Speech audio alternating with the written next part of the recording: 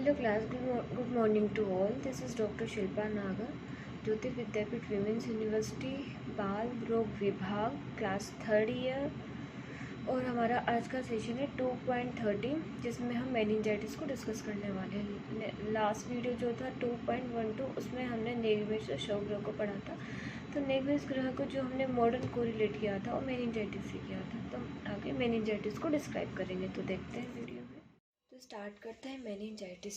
इस वीडियो में हम देखने वाले मेनिंजाइटिस के डेफिनेशंस के causes, types, classifications, treatment, diagnosis, aspect. तो स्टार्ट करते हैं definitions of the meningitis. What is the meningitis? Meningitis means the inflammation of the membranes surrounding the brain and spinal cord, including the dura, arachnoid and pyometer. तो मेनिंजेज of the CNS हमें दिखाई दे रखी है। सबसे पहले skin, then periosteum bone आती है, bone के बाद ड्यूरामीटर, एरेक्नोइड एंड पायामीटर आते हैं। जो ड्यूरामीटर, एरेक्नोइड एंड पायामीटर है ये हमारे मेनिंजेस हैं। तो इनमें अगर इन्फ्लामेशन हो रहा है किसी भी कोज की वजह से तो उसे हम मेनिंजाइटिस बोलते हैं। डेफिनेशन कंप्लीट हुई मेनिंजाइटिस की। देन मेनिंजाइटिस की जो इंसिडेंस है चाइल्ड एज में वो हम देख रहे हैं कि मेनिंजाइटिस की प्रेवलेंस कितनी होती है। मेनिंजाइटिस किसी भी एज में हो सकता है, लेकिन मोस्ट कॉमनली जो मेनिंजाइटिस के चांसेस होते हैं वो इन्फेंसी एज में ज़्यादा होते हैं। 95% of the cases take place between 1 month to 5 year of the age. तो जो चाइल्डहुड एज है हमारी 1 मंथ से 5 ईयर एज में मेनिंजाइटिस के चांस ज़्यादा हो सकते हैं। और मेनिंजाइटिस हो तो किसी भी एज में सकता है। It is more common in male than female. तो मेल चाइल्ड में मेनिंजाइटिस होने का रेशियो ज़्यादा होता है compare to female child.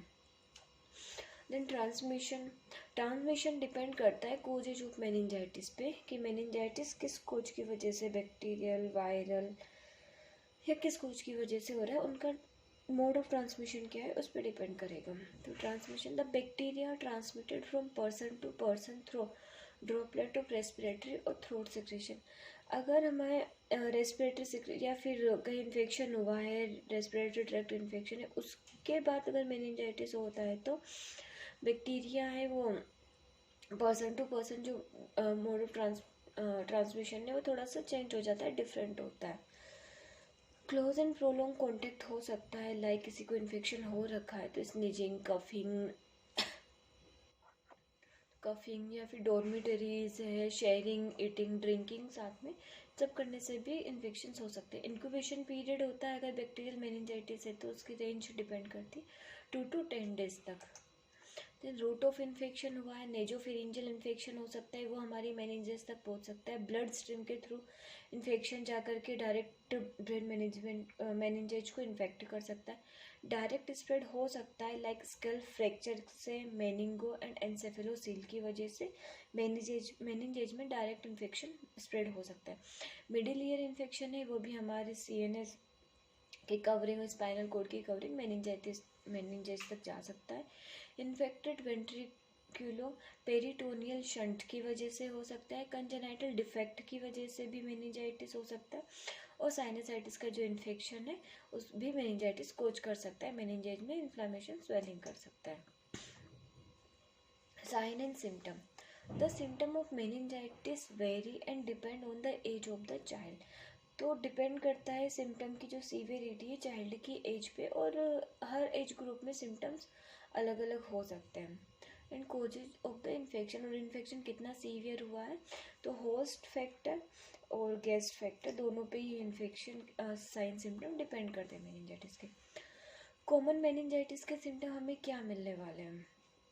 Common symptom related to infection होंगे। अगर जो इन्फेक्शन हमें हो रहा है उसके हिसाब से ही सिम्टम मिलेंगे, और लास्ट में जाकर मेनिंजाइटिस के मेन सिम्टम मिलेंगे। तो इनिशियली जब कोई इन्फेक्शन होता है, हमारे मेनिंजेस तक नहीं पहुंचा है और लोकल ही है, तो वहाँ पे flu like symptom, fever, letharginess, altered consciousness हो जाएगी। लेकिन जैसे आगे स्प्रेड होना स्टार्ट होगा इन्फेक्शन तो irritability, headache, photophobia, stiffness, Brudzinski sign, Kernig sign और स्किन रैशेज भी हमें मिल सकते हैं। Other symptom of meningitis in neonates and infants में उनमें क्या होता है?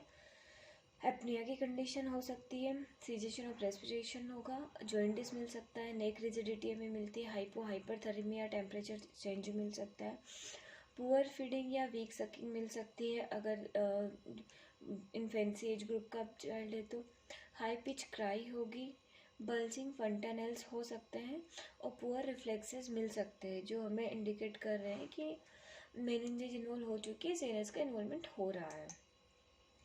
मेनिंजाइटिस के टाइप आगे बैक्टीरियल, वायरल, अगर वायरल मेनिंजाइटिस है एसेप्टिक मेनिंजाइटिस बोलते हैं, फंगल इन्फेक्शन की वजह से मेनिंजाइटिस है, पैरासाइटिक इन्फेक्शन है, नॉन इन्फेक्शियस मेनिंजाइटिस भी हो सकता है। तो इन्फेक्शियस में मेनिंजाइटिस में bacterial, viral, fungal and parasitic हो सकता है और एक नॉन इन्फेक्शियस मेनिंजाइटिस होगा। सबसे पहले डिस्क्राइब करते हैं बैक्टीरियल मेनिंजाइटिस या फिर जिसको पायोजेनिक मेनिंजाइटिस भी बोलते हैं। पायोजेनिक मेनिंजाइटिस की जो इटियोलॉजी है खोजे जो वो देखते हैं, mainly meningococcal bacteria meningitis and या meningitis ABC are recognise to cause epidemics. तो जो मेनिंजाइटिस के एपिडेमिक सिम्टम अगर मिलते हैं तो मेनिंगोकोकल बैक्टीरिया की वजह से मेनली मिलते हैं। The commonest organism according to age group. अब पायोजेनिक जो मेनिंजाइटिस है मेनली बैक्टीरिया से होने वाला है, इसमें भी किस एज ग्रुप को कौन सा बैक्टीरिया ज़्यादा इन्फेक्ट करने वाला है उसके अकॉर्डिंग हमने क्लासीफाई किया है। 0 से 2 मंथ का बेबी है तो उससे मेनली जो बैक्टीरिया इन्फेक्ट करते हैं जिनकी वजह से मेनिंजाइटिस होने के चांसेज है वो है E coli, beta streptococci group के bacteria, streptococcus aureus, listeria, monocytogenes bacterias होते हैं। ये 2 मंथ के इन्फेंट को मेनिंजाइटिस होने में कल्प्रिट होते हैं, मेन कल्प्रिट। 2 मंथ से 2 ईयर का अगर चाइल्ड है तो उसमें mainly haemophilus influenzae type B, pneumonia, streptococcus pneumoniae and meningitis जो बैक्टीरिया है हमारा वो मेनिंजाइटिस होने में कोज है। 2 ईयर से 15 ईयर प्लस के चाइल्ड में तो मेनिंजाइटिस के serotype A, B, C, Y ये, और स्ट्रेप्टोकोकस न्यूमोनी का सीरोटाइप 1, 3, 6 है ना, हीमोफिलस इन्फ्लुएंजी ये बैक्टीरिया मेनिंजाइटिस कोज करते हैं। इन बैक्टीरियल मेनिंजाइटिस की पैथोजेनेसिस किस तरीके से होती है उसको डिस्क्राइब करेंगे। हाँ, सबसे पहले जो भी बैक्टीरिया है या एंट्री हुई है ऑर्गेनिज्म के थ्रू ब्लड ब्रेन बैरियर के थ्रू, ब्लड ब्रेन बैरियर के थ्रू जो भी इन्फेक्टिव मैटर है या फिर हमारा ऑर्गेनिज्म हमारे ब्रेन में जाके स्टेसिस हो गया है। Release of cell wall and membrane product, जो बैक्टीरिया है वो अपनी एक्टिविटी स्टार्ट करेगा, सेल वॉल को रिलीज करेगा, वहाँ से जो भी टॉक्सिन्स है वो रिलीज होंगे। Outpouring of polymorphs and fibrin, जो भी बैक्टीरियल मटेरियल है बैक्टीरियल जिंक का बना होता है तो उसके सेल मेम्ब्रेन से जो प्रोडक्ट रिलीज हो रहे हैं उसमें पॉलीमॉर्फिन्स और फाइब्रिन्स होते हैं वो हमारे ब्लड में आते हैं। देन साइटोकाइन एंड कीमोकाइनेसिस की प्रोसेस होती है। इन्फ्लामेटरी मीडिएटर रिलीज होंगे, जब इन्फ्लामेटरी मीडिएटर रिलीज होंगे तो इन्फ्लामेशन की प्रोसेस स्टार्ट करेंगे। इन्फ्लेम्ड मेनिंजेज होगी covered with exudate, exudate most marked pneumococcal meningitis. जो मेनिंजेज है वहाँ पे एक्सूडेट बनेगा जो बैक्टीरियल सेल्स हैं उनका, या फिर जो बॉडी की पॉलीमॉर्फ सेल्स है मैक्रोफेजेज है उनसे भी एक्सूडेट बनेगा, तो मेनिंजेज के आसपास हमें एक्सूडेट मिलेगा, इन्फ्लेम्ड मेनिंजेज एक्सूडेट से कवर मिलेगी। देन मेनिंजियल इरिटेशंस के साइन क्या मिलते हैं, जैसे ही मेनिंजेज में इन्फ्लामेशन होगा, कोई भी फॉरेन पार्टिकल आया उसने एंटीजन एंटीबॉडी रिएक्शंस हुई है, उसमें इन्फ्लामेशन हुआ है, तो बॉडी के लिए वो एक एंटीजेनिक प्रोसीजर ही है, उसकी वजह से नॉर्मल जो फिजियोलॉजी हमारी चेंज होगी, पैथोलॉजी की कंडीशंस बनने लग जाएगी। हम देख रहे हैं मेनिंजियल इरिटेशंस के sign. Inflammation of the spinal nerve and nerve root होता है। हाइड्रोसिफिलिस मिल सकता है हमें।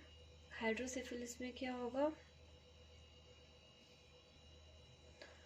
हाइड्रोसिफिलिस में adhesive thickening of the arachnoid in basal cisternae और फाइब्रोसिस ऑफ एक्विडक्ट और फोरामिना फ्लश ऑफ और मेजेंडी। तो जो बेसल सिस्टर्नी है उसमें जो एरिकनोइड्स हैं उनकी थिकनिंग होकर वो आपस में जुड़ जाएगी, या फिर फाइब्रोसिस हो सकता है एक्विडक्ट का, फोरामेन लश का और मैगेंडी का। सेरेब्रल एट्रोपी मिलेगी, thrombosis of small cortical veins resulting in necrosis of the cerebral cortex. Cerebral atrophy क्यों हो रही? जो कोर्टिकल वेन्स उनमें थ्रोम्बस फॉर्मेशन हो रहा है, उनमें थ्रोम्बोसिस हो रही है। अब थ्रोम्बोसिस के बाद वहाँ पे इश्चेमिया होगा, इस्कीमिया के बाद वहाँ के जो भी टिश्यूज है डेड हो जाएंगे, तो वहाँ पे नेक्रोसिस हो जाएगी सेरेब्रल कॉर्टेक्स की। दैट्स वाई सेरेब्रल एट्रोपी मिलेगी। सीजर्स डेवलप हो सकते हैं। Depolarization of neuronal membrane is a result of cellular electrolyte imbalance. Electrolyte में इम्बैलेंस होगा, जिससे इलेक्ट्रिसिटी जो डेवलप होती है न्यूरोनल मेम्ब्रेन्स में, उसमें चेंज होगा, अल्टरेशन होगा, डिपोलराइजेशन स्टार्ट होगा, सीजर्स भी डेवलप हो सकते हैं मेनिंजाइटिस की कंडीशंस में। हाइपोग्लाइकोरेकिया होता है, इसमें क्या होता है? Decrease transport of glucose across inflamed choroid plexus and increase usage by host. इसमें हाइपोग्लाइकोरिया हो रहा है, इसका मतलब ये है कि जो ग्लूकोज है उसका ट्रांसपोर्ट ब्रेन में ठीक से नहीं हो पा रहा है, जो इन्फ्लेम्ड हमारी मेनिंजेज है वहाँ से, और जो होस्ट है उसके ग्लूकोज कंजप्शन भी बढ़ गया, इसकी वजह से हाइपोग्लाइकोरिया हो जाता है। नेक्स्ट, नियोनेट्स में और क्या सिम्टम्स मिलने वाले? Suspect meningitis with temperature more than 100.7 degree Fahrenheit. अगर बच्चों में फीवर आ रहा है और वो भी हाई ग्रेड फीवर है, 100.7 का फीवर है, तो हमें मेनिंजाइटिस सस्पेक्ट करना चाहिए। रिस्क फैक्टर है इन्फेक्टिव इलनेस इन मदर। अगर मदर में कोई इन्फेक्शन है तो बच्चे में जा कर के मेनिंजाइटिस कोज कर सकता है। डिलीवरी में डिफ़िकल्टी है, प्री टर्म में प्री मेच्योर बेबी डिलीवर हुआ है, स्पाइनल बाइफिडा की कंडीशन है, तो इसमें इन्फेक्शन के चांस बढ़ जाते हैं। दैट्स वाई मेनिंजाइटिस हो सकता है। मेनिंजाइटिस का जो डिफरेंशियल डायग्नोसिस हमें करना होता है वो होता है ट्यूबरकुलर मेनिंजाइटिस, वायरल या असेप्टिक मेनिंजाइटिस का, उसको ब्रेन एब्सिस से, ब्रेन ट्यूबर से, सेरेब्रल मलेरिया से डिफरेंशियल डायग्नोसिस करते हैं, क्योंकि इनके जो भी सिम्टम्स हैं लगभग एक जैसे होते हैं। पढ़ेंगे वायरल मेनिंजाइटिस। वायरल मेनिंजाइटिस है, viral meningitis comprises most aseptic meningitis syndrome.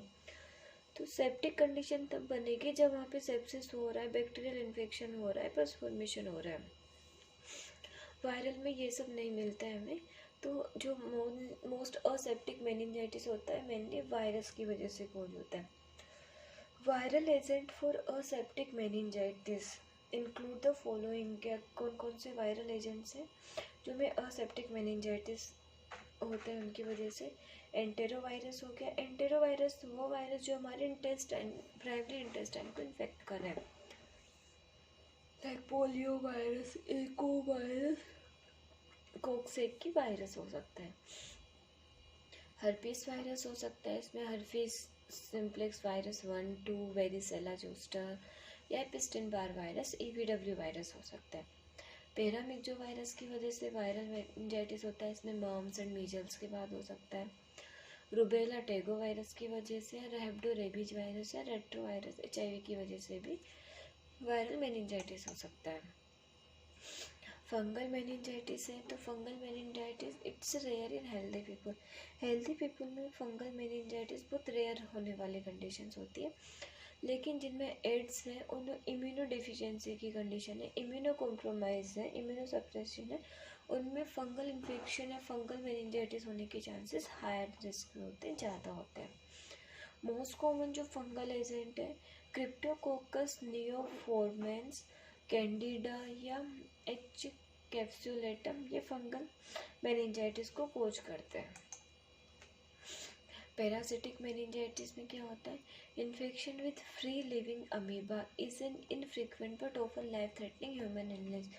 तो पैरासिटिक मेनिंजाइटिस होता है, मेनली इनफ्रीक्वेंट होता है, लेकिन बहुत सीरियस लाइफ थ्रेटनिंग कंडीशंस होती है। पैरासाइट में भी मेनली फ्री लिविंग अमीबा का इन्फेक्शन होता है, तो ज़्यादा लाइफ थ्रेटनिंग कंडीशन है। It is more common in under developed countries and usually is caused by parasitic found in contaminated water, food and soil. तो पैरासिटिक जो मेनिंजाइटिस होता है मेनली अंडर डेवलप्ड कंट्रीज़ में होता है। यूजुअली जो parasites हैं वाटर, फूड और सॉइल में, सॉइल जो कंटामिनेटेड है अमीबा पैरासाइट्स हैं उनके थ्रू अंडर डेवलप्ड कंट्रीज में पैरासिटिक मेनिंजाइटिस होता है। The most common causative agent is free living amoeba and helminthic ईओसिनोफिलिक meningitis हो सकता है।